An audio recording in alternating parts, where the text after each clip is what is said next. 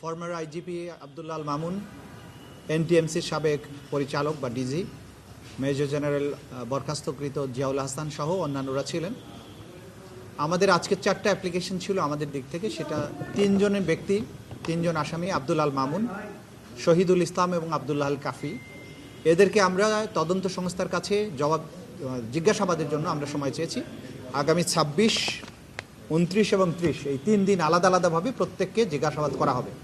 এই জিজ্ঞাসাবাদের প্রধান উদ্দেশ্য হচ্ছে তাদের কাছে সংরক্ষিত যে সমস্ত তথ্যাদি আছে এবং তাদের ব্যাপারে আমরা তদন্ত সংস্থা যে সমস্ত তথ্যাদি পেয়েছে সেগুলো যাচাই করা, সেগুলোর ব্যাপারে তাদের বক্তব্য গ্রহণ, তাদের মোবাইল ফোনগুলো চেক করা, মোবাইল ফোনের মধ্যে সেগুলো ফরেন্সিক করা, সেগুলোর জন্য সেগুলোকে চাওয়া।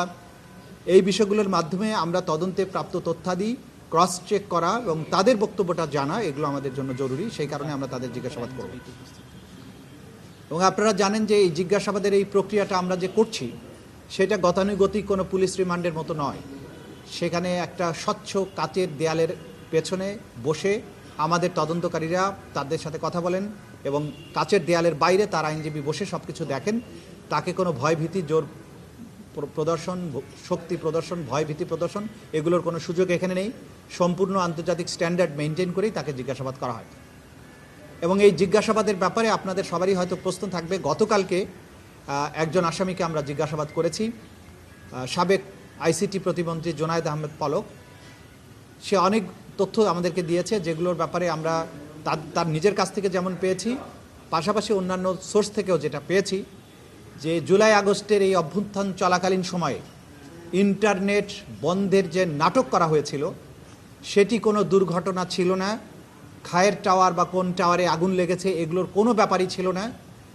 সেখানে সে স্বয়ং স্বীকারোক্তি দিয়ে বলেছে বা নিজে স্বীকার করেছে যে এই ইন্টারনেট তদানীন্তন প্রধানমন্ত্রী এবং এই মামলাগুলোর প্রধান আসামি শেখ হাসিনার নির্দেশে সরাসরি প্রধানমন্ত্রীর কাছ থেকে নির্দেশনা আসার পরে তথ্য প্রতিমন্ত্রী নির্দেশ দিয়ে আইআইজি, ইন্টারন্যাশনাল ইন্টারনেট গেটওয়ে, এই গেটওয়েদের একটা হোয়াটসঅ্যাপ গ্রুপ খোলা হয়।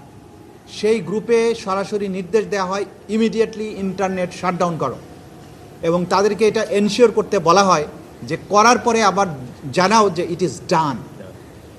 এই তথ্যগুলো আমরা বিভিন্ন সোর্স থেকে পেয়েছি। সেগুলো যাচাই বাছাইয়ের জন্য সেই সংশ্লিষ্ট আসামিকে আমরা জিজ্ঞাসাবাদ করেছি, তিনি এটা সত্যায়ন করেছেন।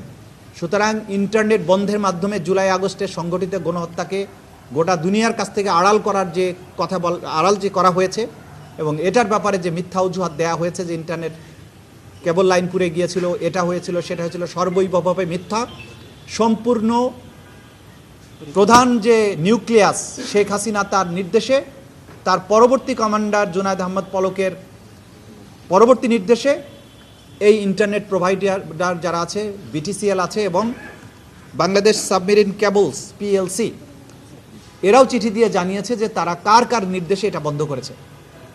সুতরাং এই রাষ্ট্রীয় সংস্থাগুলোকে বাধ্য করে তদানীন্তন ক্ষমতাশালীরা, এই আসামিরা বাংলাদেশের ইন্টারনেট শাটডাউন করেছিল এবং এই গণহত্যাকে এক্সপেডাইট করেছিল। এই তথ্যগুলো আকার রূপে আমরা পেয়েছি। এগুলোকে আমরা ফর্মুলেট করছি এখন, এগুলোকে আমরা বিচারের উপযোগী করে কোর্টে প্রেজেন্ট করব।